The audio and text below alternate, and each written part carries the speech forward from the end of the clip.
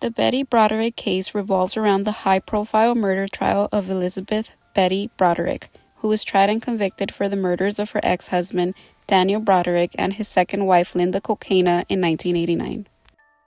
Betty Broderick, born in 1947, was a homemaker who married Dan Broderick, a law student, in 1969. The couple had 4 children together. Betty, initially supportive of Dan's career ambitions, became a devoted wife and mother while he advances his career as a successful attorney.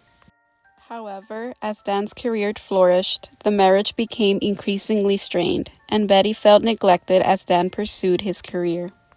Dan began an affair with Linda Colquena, a much younger woman he had met while she was working as a secretary in his law firm. Betty felt increasingly sidelined and unsupported, eventually culminating in their separation in 1985 after Dan initiated divorce proceedings. During the divorce, Betty became increasingly angry and frustrated.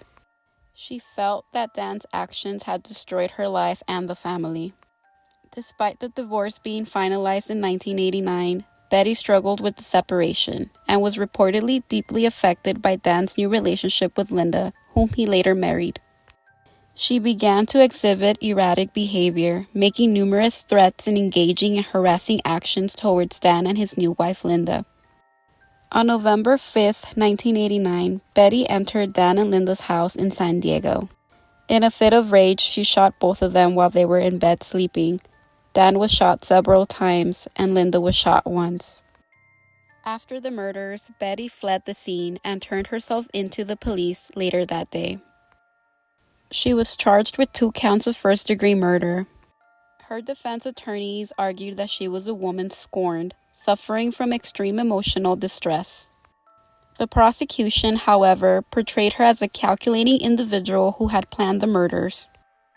In 1990, Betty Broderick was found guilty of 2 counts of second-degree murder. She was sentenced to 32 years to life in prison. Her story has been revisited in various forms of media, including documentaries and TV series, such as Dirty John, the Betty Broderick Story, which aired in 2020.